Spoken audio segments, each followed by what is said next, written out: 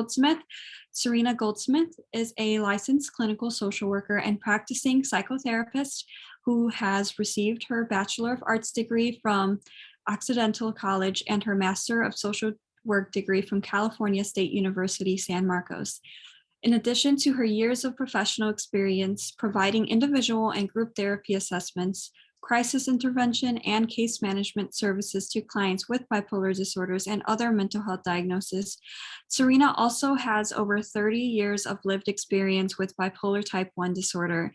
As a mental health recovery educator and advocate, she is passionate about sharing knowledge gained from her own recovery journey, as well as from her work with clients in order to provide hope and practical recovery tools to others. Serena has provided trainings about bipolar disorders to hundreds of mental health clinicians, as well as other types of healthcare providers. She has been interviewed by CBS 8 News, KPBS Evening Edition News, the San Diego Union Tribune, and Everyday Health to discuss her perspective on mental health recovery. When not pursuing her career passions, Serena enjoys spending time with friends and family, taking care of her cat Pumpkin, inventing healthy plant-based recipes, practicing yoga, meditation, singing and listening to different types of music, reading a wide variety of books and articles, and spending time in nature. Just as a reminder, we will be reserving the last 15 minutes of the webinar for questions. So feel free to drop your questions at any time during the webinar and we can go back and read them. Welcome, Serena. It's a pleasure to have you. Thank you, Savannah. I'm excited to be here and excited to be here with all of you today to share some of the tips that I've learned, used, and taught over the years to optimize wellness and enjoyment during the holiday season and hopefully during the whole year. I think these tips are applicable to many people and at all different times, but I have kind of focused them on this holiday season time because we are approaching it, and it's good to think ahead and how we're going to keep ourselves well and enjoy the holidays. So not all of these tips will apply to everyone. So I encourage you to kind of think of this presentation as a buffet, and you get to just take from it what looks most appetizing or what you most resonate with. And my hope is that you'll take away at least one thing from today that is helpful, that benefits you and or others you know.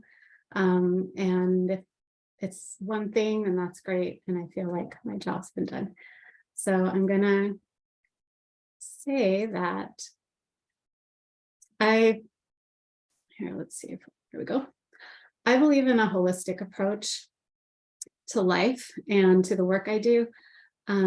I feel that we are whole beings with all of our different quote parts connected and interconnected. So I know I work in the mental health field, but physical health, emotional health, spirituality, life circumstances, our connections with others and with things in our lives all play a part in our mental health. So we can't really separate those things.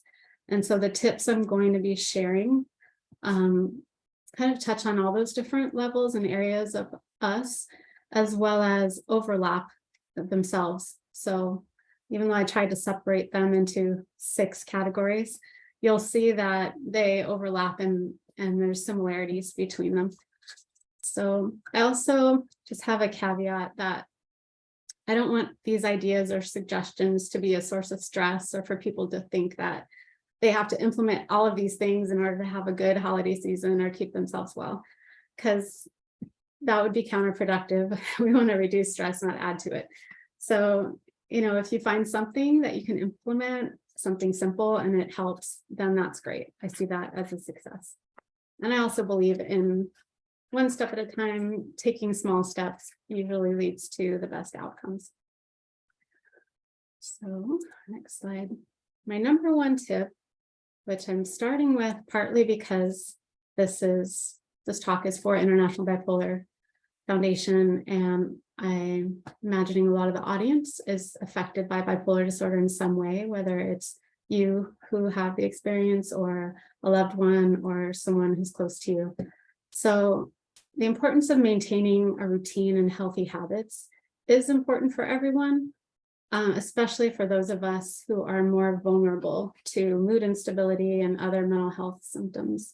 So the first part of that is sleep. And to me, that's a foundational thing for wellness.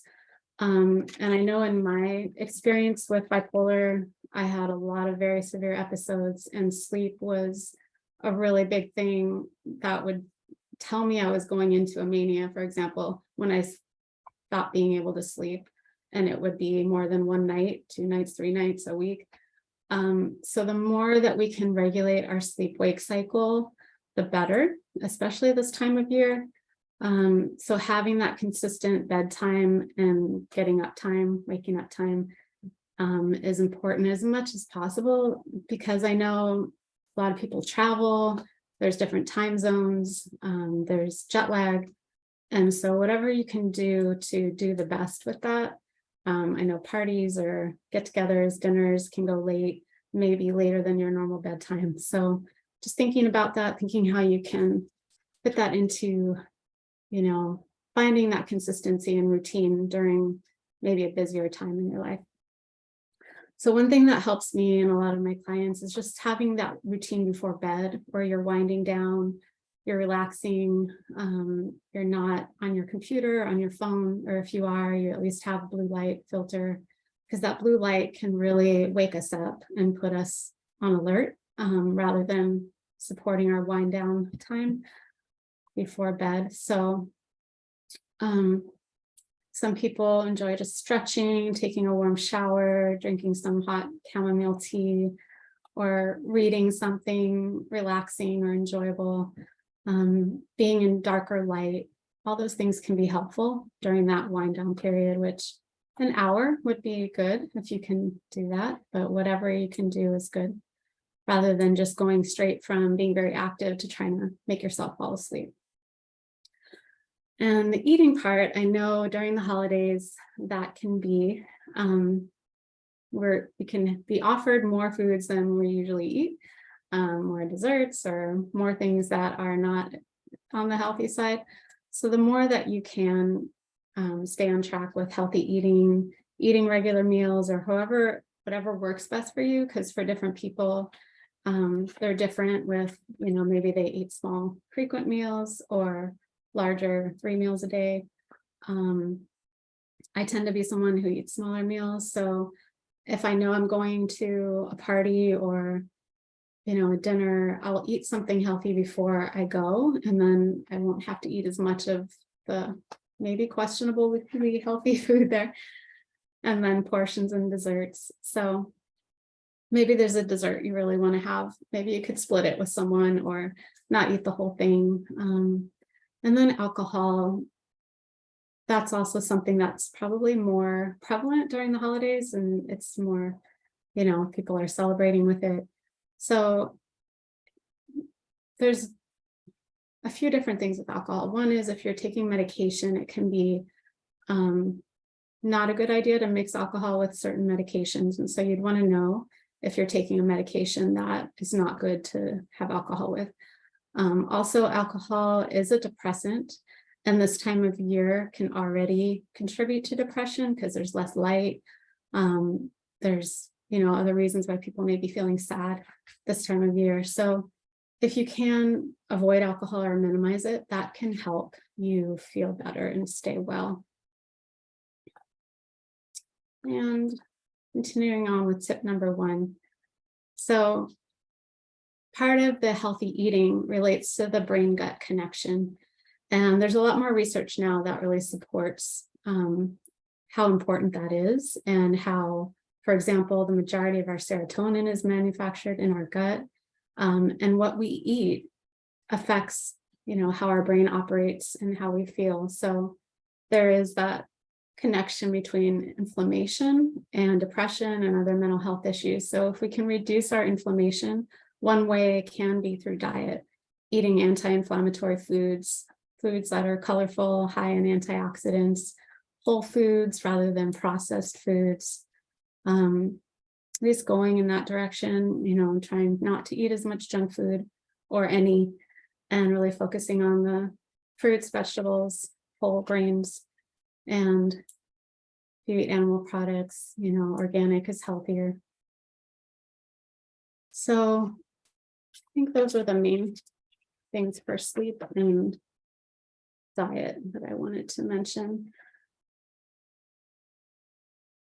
Yeah, so one thing that helps me, and also processed sugar can increase inflammation. So again, with the minimizing or just being careful with portions of sweet things, there's a lot more of that usually during this time of year. So just kind of being mindful of how that can affect your brain and your mental health. So exercise is one that kind of covers all the different tips because it can reduce stress and anxiety. It can improve mood and decrease depression. There's studies that show that just a half hour of cardiovascular exercise is equivalent to antidepressant medication without side effects or without negative side effects.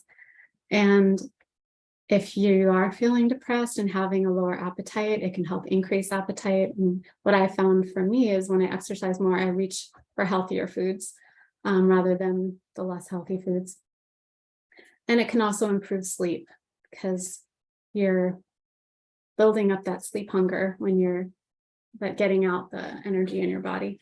One thing I would say is not exercising too close to bedtime, especially if it's very intensive exercise, cardio exercise. You would want to do that more earlier in the day so it doesn't affect your sleep.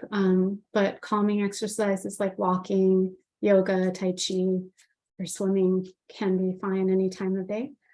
And another thing for me and that I've seen in my work is if I am feeling some mania, like not less grounded and more kind of hyper, then I won't do exercise that can add to that increases adrenaline and cortisol and mood imbalance.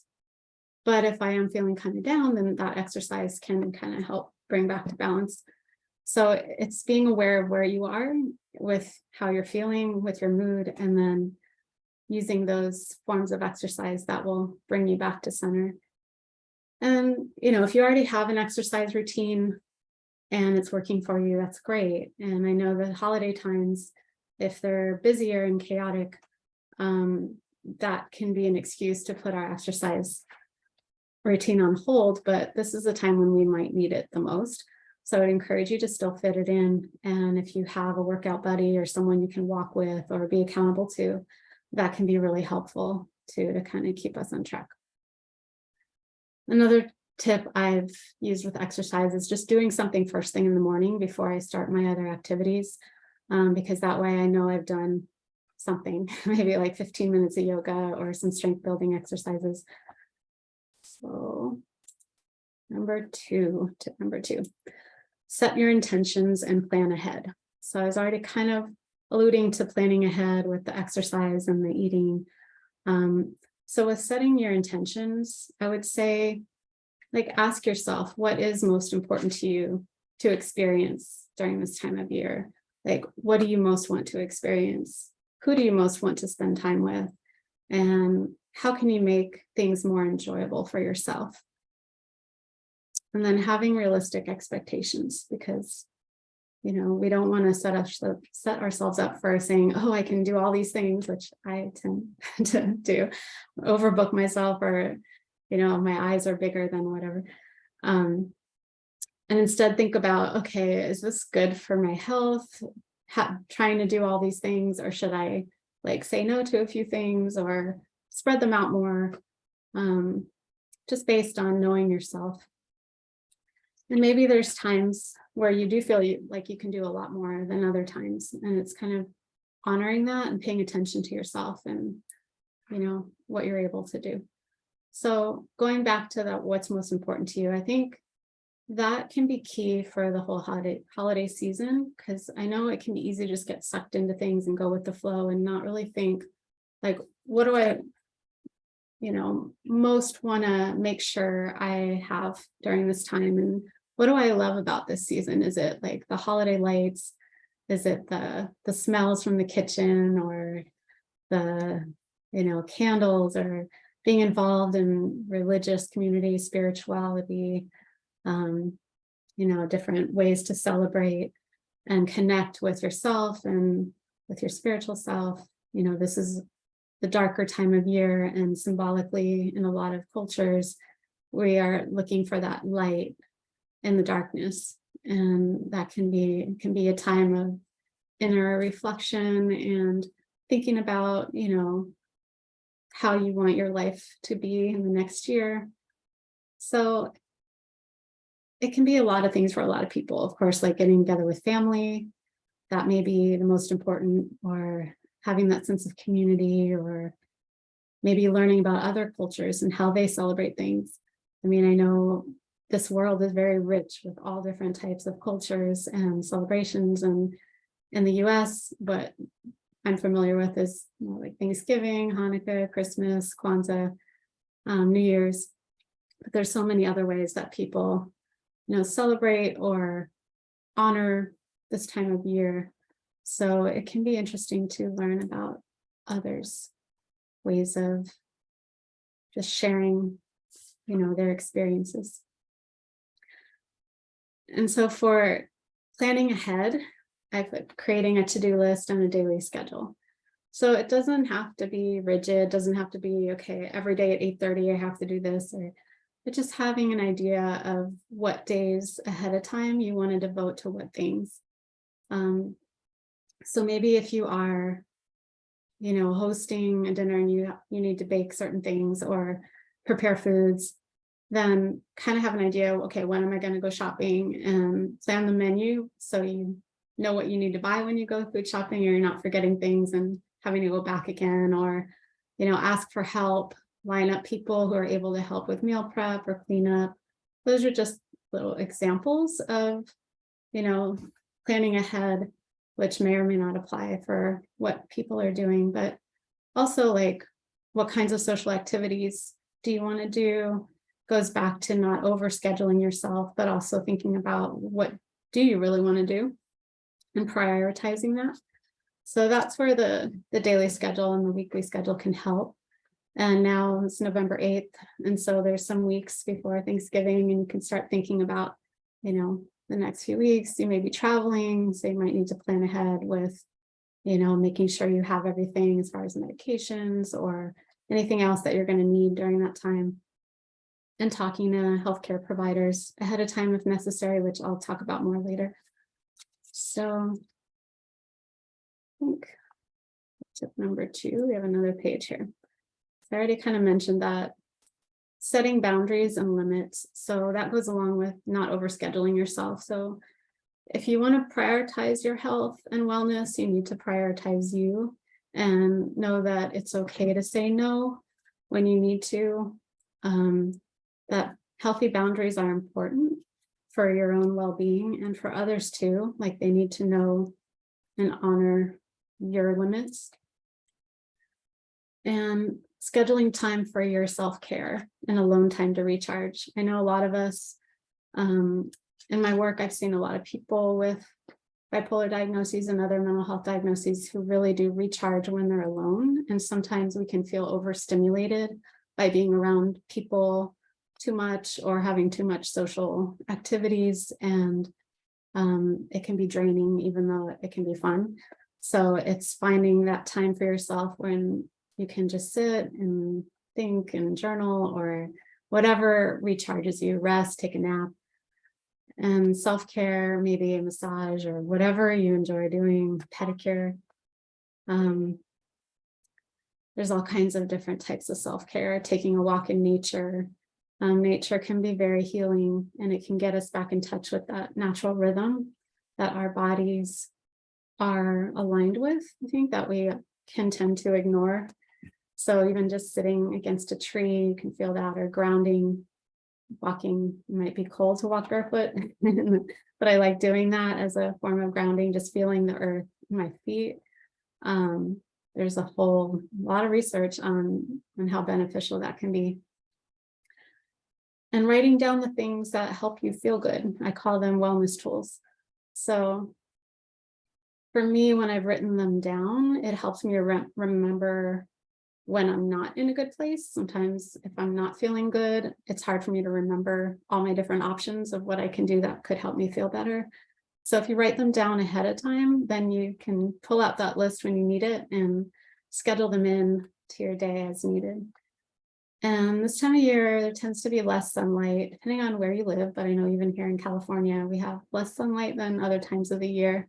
So if you do have sun in the morning, that can be helpful for sleep as well, because getting sunlight through your eyes, not staring at the sun, but just maybe for a little bit of time, 10 to 15 minutes in the morning, helps increase the production of melatonin, which helps regulate our sleep-wake cycle. So our body is a natural producer of that hormone. And I know a lot of people take it as a supplement to help them sleep, but we're also capable of producing it. And if we get sunlight first thing in the morning through our eyes, that's a way that increases that melatonin production.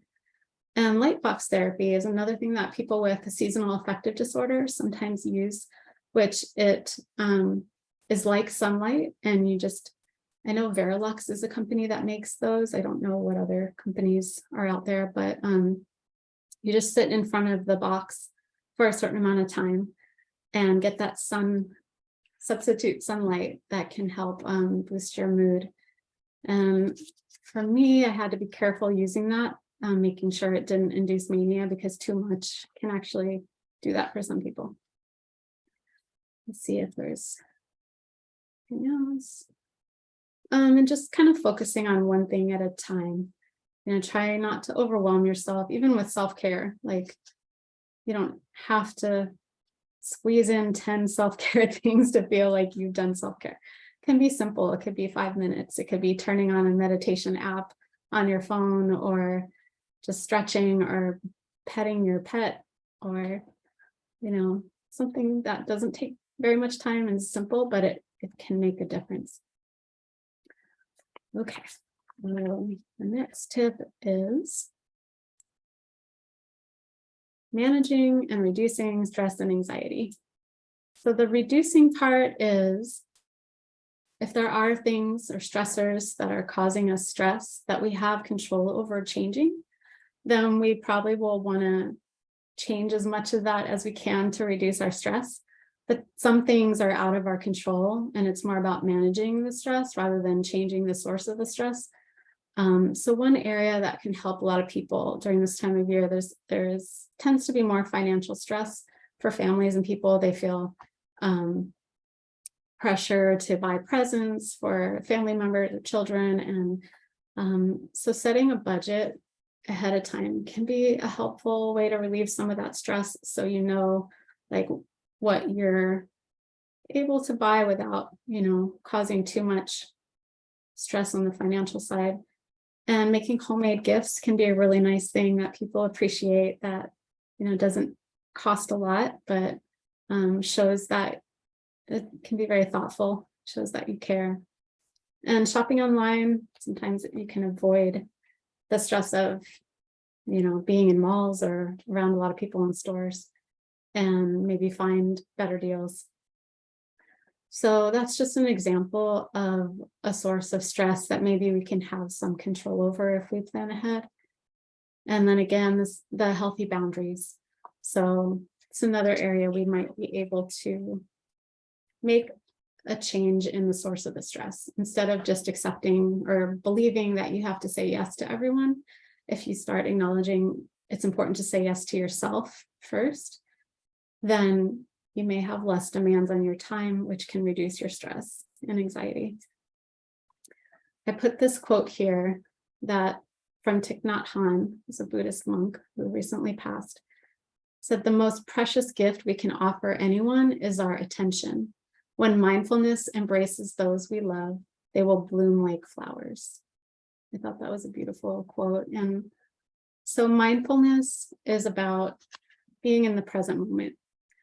And the definition I have is, it's a mental state achieved by focusing one's awareness on the present moment while calmly acknowledging and accepting one's feelings, thoughts, and bodily sensations. So part of it is kind of noticing where you are, bringing your awareness to the present, and not being judgmental about it, but just accepting, okay, this is what is right now. Doesn't mean you don't want to change it, but you're just okay in that moment. So breathing is one way that we can bring ourselves back to the moment. Anxiety is based in the future. So it's a fear of that something bad is going to happen in the future. So sometimes the self-talk of right in this moment, I'm okay. Breathing can change our body physiological reaction to whatever we're thinking or feeling. And,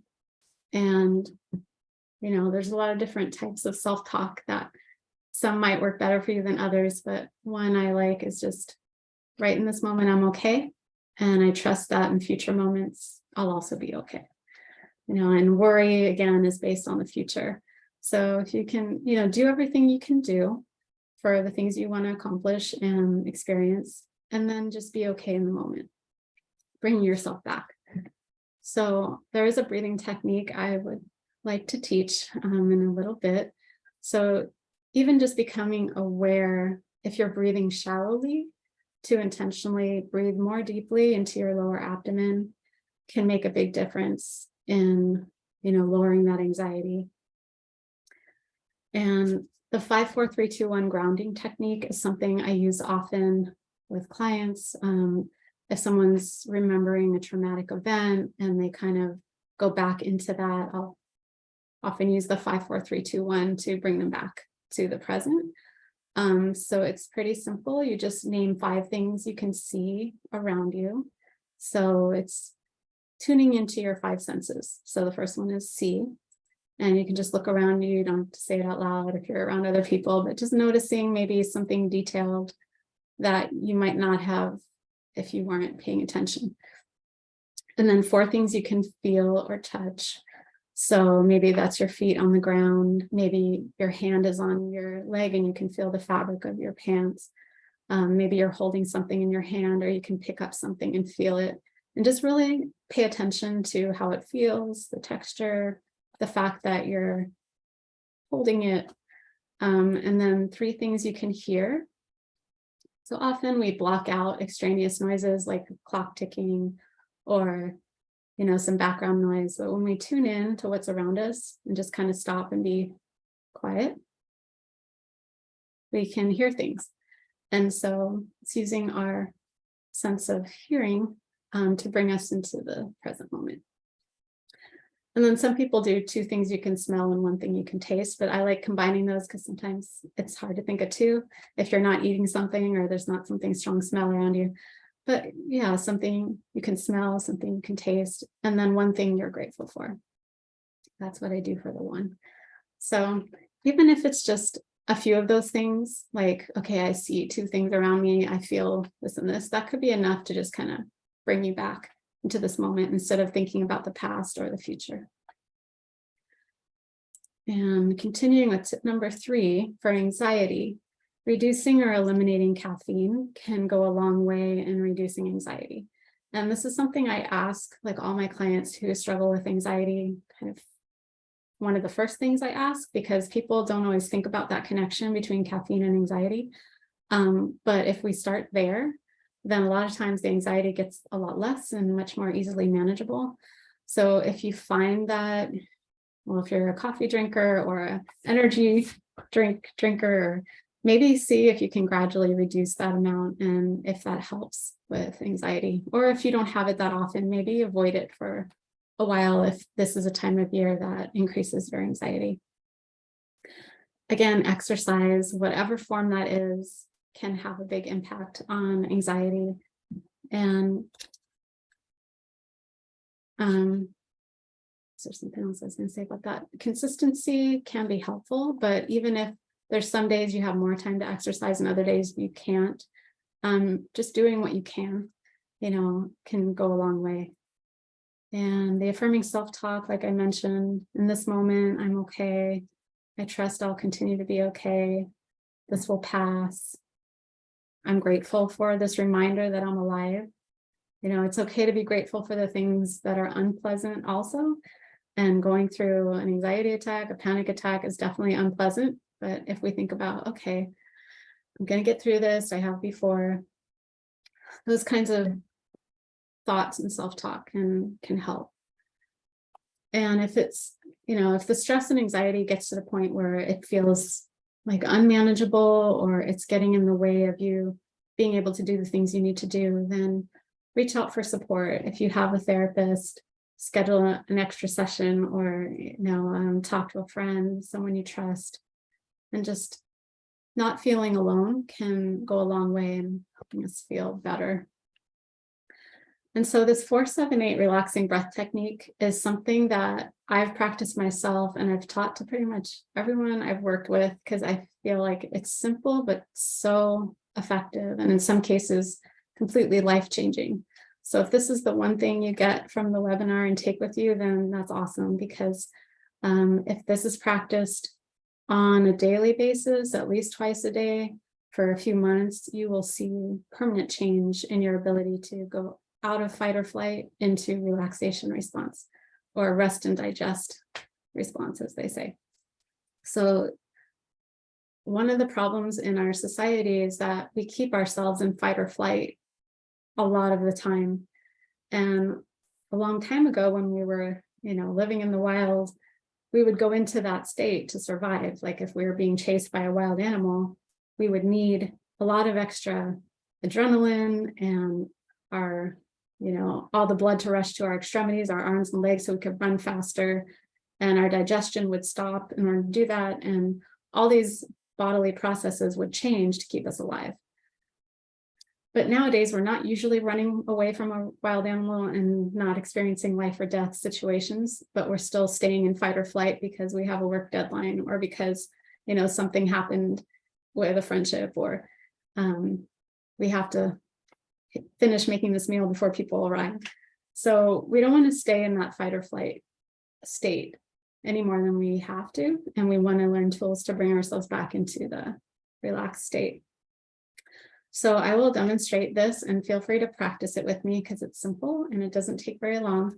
And I learned this from Dr. Andrew Weil. I don't know him personally, but he's an MD who's practices integrative medicine. So he combines Western and alternative medicine. And I think he brought this technique from the East and said it's a yogic tradition or way of breathing. So the first step is to put the tip of your tongue on the roof of your mouth, right behind your front teeth, and try to leave it there through the whole breath technique. And this is believed to complete a circuit energetically in the body. And we're going to do 4 breath cycles. So the first step, with your tongue on the tip of your mouth, on the roof of your mouth, behind your front teeth, we're going to exhale all of our air through our mouth, like making a whoosh sound, like blowing out through a straw. So like this. A forceful exhale. And then you close your mouth, quietly breathe in through your nose for a count of 4. Hold your breath for a count of 7. And exhale through your mouth the same way for a count of 8.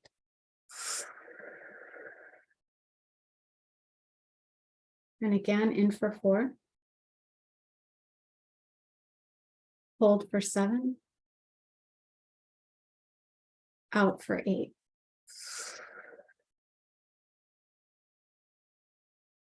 Third time, in for 4. Hold 7. Out 8.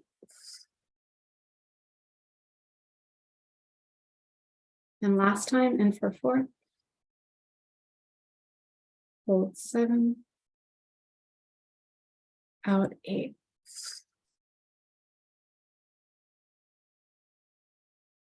And that's it. So the act of exhaling twice as long as we inhale is part of what signals to our body that it's safe to relax, that we're safe, and that we can bring our bodily functions back into the rest mode. So if you practice that when you don't need it and when you do, that's when it becomes most effective. You're practicing it every day. It could be before bed. It could be a set time every day so you remember, or just as many times. You just don't want to do more than 4 breath cycles like we just did at the same time. So stop at 4, but if you wait 15 minutes and want to do it again, that's fine. If you feel a little lightheaded, that can happen when you first start practicing it, but that should go away soon. And also you can count at your own rate as long as it's the same rate of speed for each 4, 7, and 8. So if you need to count a little faster at first, then you can work toward counting more slowly as you practice it. I'm gonna keep going here. Tip number 4, managing sadness and grief. So this time of year can bring up a lot of sadness for people. They may be missing loved ones. I know with the pandemic, a lot of people lost their lives, and there are a lot more families that have lost loved ones, and this may be the first holiday season without them. There can be other reasons that people feel, they may feel lonely, or that everyone else has family and they don't. Or maybe they were recently diagnosed with bipolar or a different mental health condition, and this is the first holiday where things are different and they miss their old self. There can be so many mixed emotions during this holiday season. So it's just acknowledging that you're having those feelings and that it's okay. You don't have to be happy because everyone else seems to be happy. It's just, noticing and acknowledging that whatever you're feeling is okay and normal. And it can be helpful to not hold in those feelings, but to share them, being open and honest with people you trust, because others are feeling similarly too. And not everyone knows that because they don't talk about it. And it's good for us to not feel alone and to know that, there's others going through the same things. So maybe talking again with, a counselor or a therapist too could be a safe space to just express whatever you're feeling. And staying connected with others is important, reaching out for support, not isolating, not withdrawing, not feeling ashamed that you're feeling grief or sadness.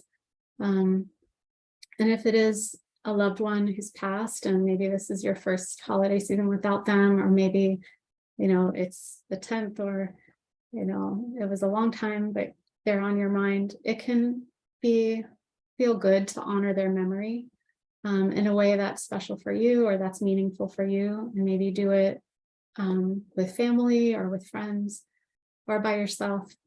But that's another way of acknowledging what you're experiencing and allowing it to be a healing experience. So let's see if we'll go on to the safety part. So depression is common this time of year with the less light, with the emotions that can come up around the holidays.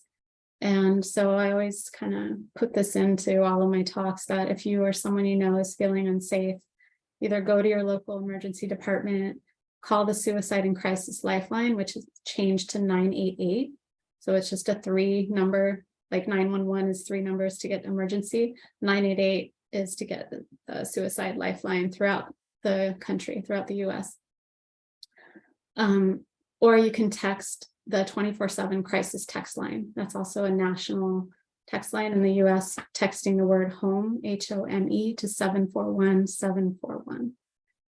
And if you're concerned about someone else feeling really depressed or hopeless, or you think they might be having suicidal thoughts or self-harming, it's important to ask them, are you okay? I noticed this. I noticed, you seem more withdrawn, or are you doing okay? Is there anything I can do to support you? And if they say they're not feeling safe, then help them get to a place where they're safe. So that would be my own safety. So number 5, I don't know if you relate to the Simpsons animated thing there, but family gatherings can be a source of stress for a lot of people, and family relationships. Not all of our families are, peaceful or feel good about being around them. So if, for example, you're having a dinner conversation and you notice it going in a direction that maybe would not be a good outcome, try to politely and assertively steer away from controversial or triggering topics. Using I statements can be helpful, because if we're saying you made me feel XYZ, or you did this and you ruined this, it instantly brings up, people's defense mechanism. They feel like they're being attacked. So using I statements can really help diffuse that, and just saying, I feel this, whatever the situation is, can make a big difference. And that's also part of assertive communication and setting boundaries. So just, speaking up when you need to, advocating for yourself or for others. And if you need to remove yourself from the situation or the premises, or have a quick getaway, then, if you have a feeling that could be something you need to do, plan ahead, make sure you can, or even just saying, I think I need to go get some fresh air, I'm going to go take a walk. You don't have to endure, an unpleasant, or if it gets to the point of verbal abuse, that isn't something you need to make yourself experience. So whatever you can do to protect yourself from other people's draining energy or negative energy. Sometimes I help my clients to think about putting up an energetic shield around them and just visualizing that, so they're protecting themselves from energy they don't want in their space. And then just doing everything you can to spend the extra time with the people who most love, support, and uplift you. Number 6, mood self-regulation. So this is something that took me a long time to learn, or even acknowledge that I had the ability to do this without medication being the only thing that could do this for me. So the first part for me of being able to self-regulate my mood was my awareness of myself, and recognizing when I'm getting out of balance, if I am feeling a little more on the downside or more on the upside. And if I was in earlier stages when I wasn't as good at doing that for myself, then being open to people's feedback around me who know me well and I trust. If they're saying, I think you're a little bit manicky, I would not like that. It's like, what, I'm not allowed to be happy. But there's, it can be a good thing to listen to the people around you if they know you well.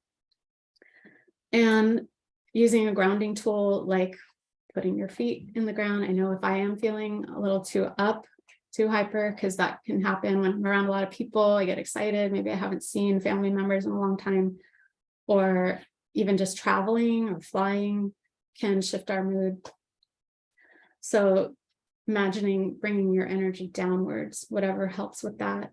And the 4-7-8 breath technique can also help. Taking time alone, being in darker light.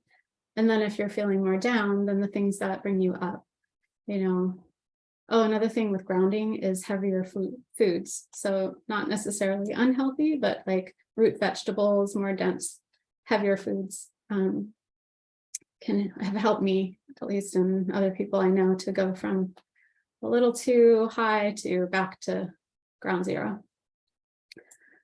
And going back to the healthy routine, adhering to that as much as possible really can go a long way in regulating our mood, keeping us stable, keeping us how we want to be feeling. So the sleep, the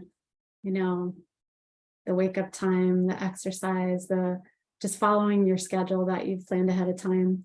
And then I've been a wellness recovery action plan facilitator, WRAP, for many years. And I really believe in their wellness plan, and how planning ahead, like writing out, this is how I am when I'm well. These are some of my triggers.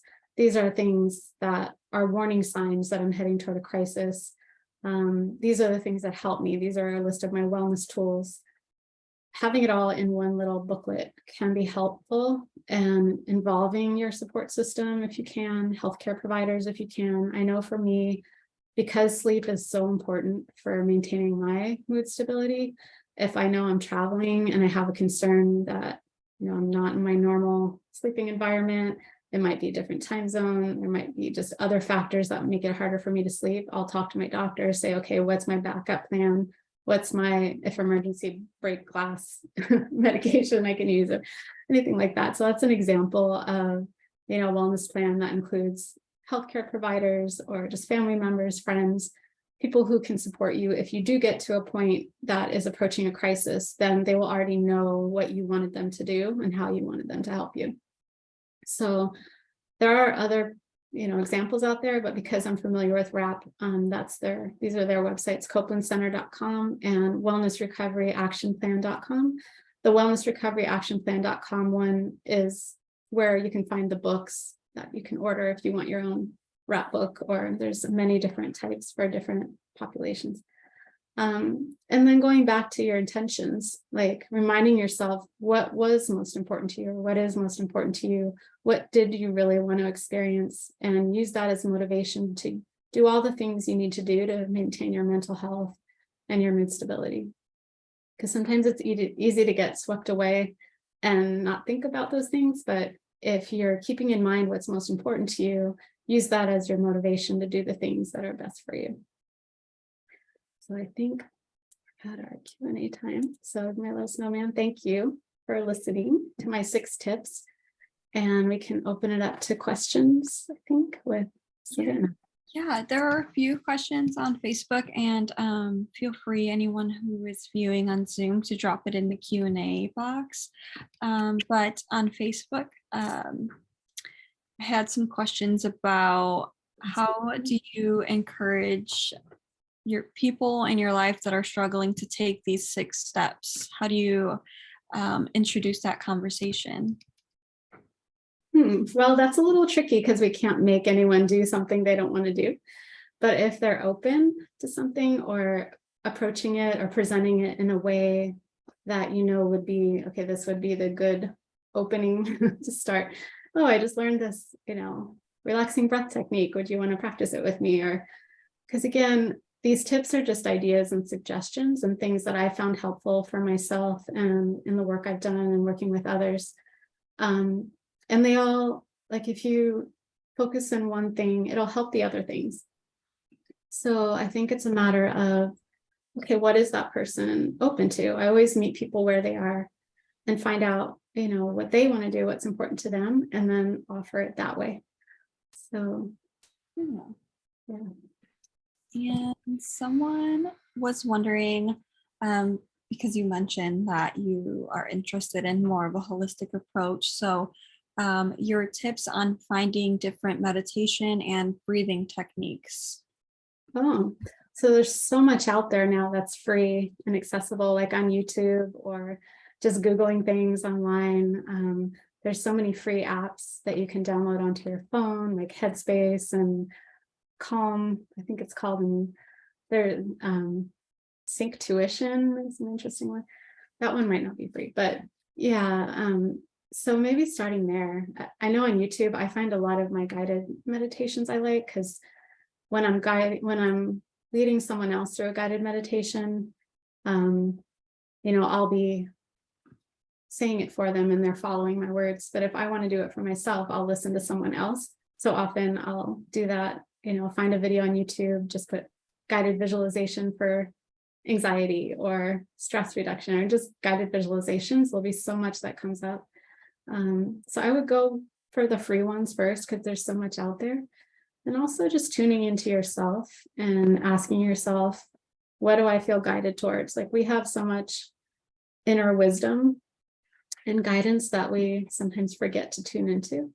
So maybe if we're just sitting in that space and saying, okay, where do I need to go to get what I need right now? And then an idea will pop into our head, or someone will, cross our path, or something will happen. So being open to just asking. Yeah, very, very nice. I love the Calm app. That's one of my favorites. Like, need that app every day in my routine. Someone was wondering, what are your tips on limiting caffeine, or do you have any recommendations on natural supplements that you maybe have tried or? Okay, so first, limiting caffeine, recommendations for that. Yeah. I think it depends what someone is used to having every day. Like, if someone's drinking 5 cups of coffee a day, not that common, but then you probably don't want to quit cold turkey, because that could lead to withdrawal symptoms that are not pleasant. And also maybe the caffeine doesn't affect your anxiety, or it's not a problem. So I'm just, for people who do struggle or experience a lot of anxiety, I would say that's one area you can try first and see if that helps and how much it helps before you go to, looking at anti-anxiety medications or other kinds of things that could have side effects. So that would be one thing. Gradually, I don't know, I'm a proponent of gradual change versus abrupt sudden change, but it depends on the situation. And there are like coffee substitutes I like tea chino. I don't know if you've heard of that. They have it in different stores, Teecino. So it's an herbal tea that tastes kind of like coffee. I really like it. And then there's a lot of other, like instead of, I like cacao powder too for making hot chocolate, because that to me, it's some caffeine, but a more gentle version than coffee, at least for me. So I'll just put hot water with cacao, because cacao is a more or a less refined form of cocoa powder. So it has more of the nutrients in it. I think it's a little healthier, and you can make your own like hot chocolate with it. So it has a little bit of the kick without, as much of caffeine that could be contributing to anxiety. And then the second part of the question was, remind me. Oh, yes. Recommendations for Yeah. anxiety. Yeah. For anxiety supplements, was that? Yeah, natural. Before, so like any holistic, I guess, approach. So let's see, because I know there are some talk around like ashwagandha and things like that. So yeah, would you ever recommend, or would you advise someone maybe talk to their health professional before trying that? Definitely, yeah.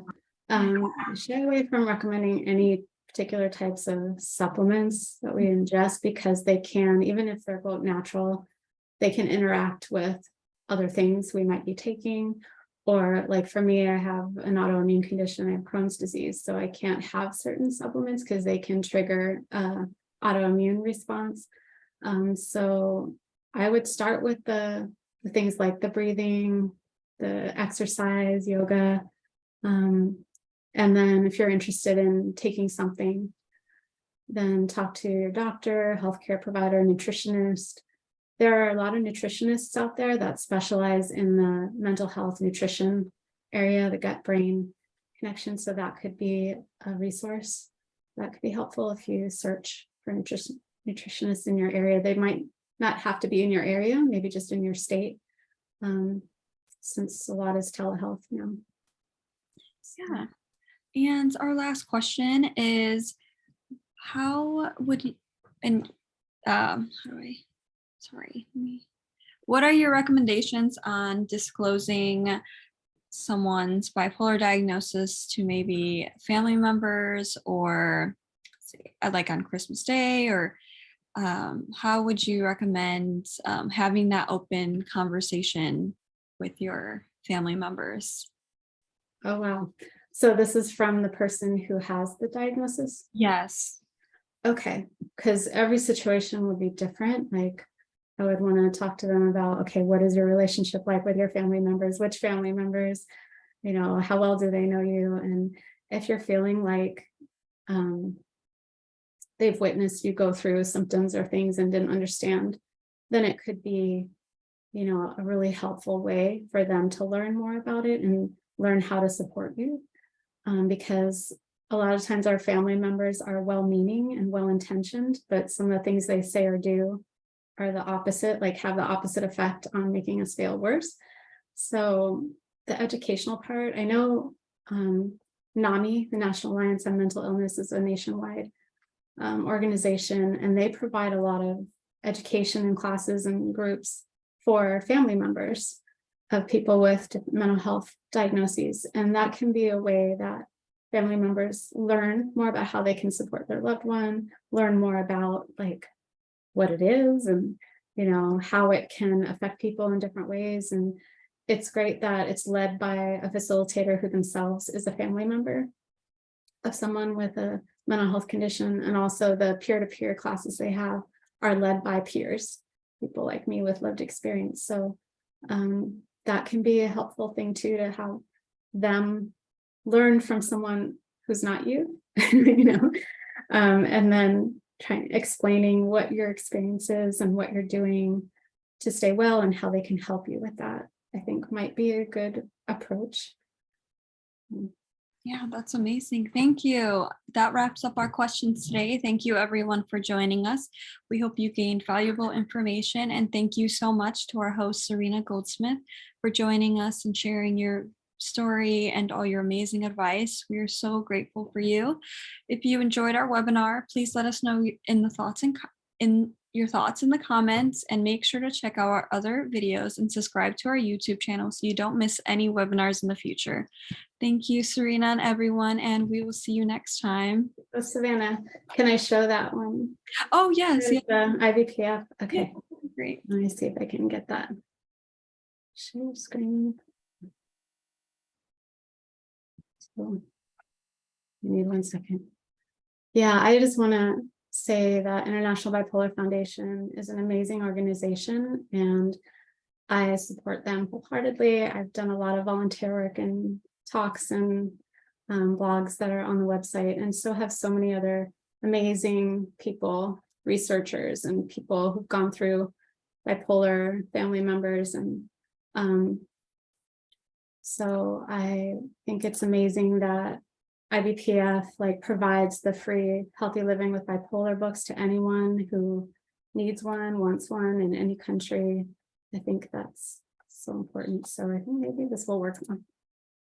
Try. Okay, is that seeable? Yes, So great. if you donate, it will be a tax-deductible donation. You can go to ibpf.org/donate/donate. And yeah, I just want to say thank you to IBPF for providing platforms for people to share information and help others, because when we all get together and work together, that's when things can be the best. Yeah, thank you so much, and thank you for everything that you've done for IBPF, and we're so excited to collaborate in the future, and just we really are in it together, and it's such a strong community, and I'm so grateful that you're a part of it. So thank you. Thank you. My pleasure. All right, have a good rest of your day, everyone.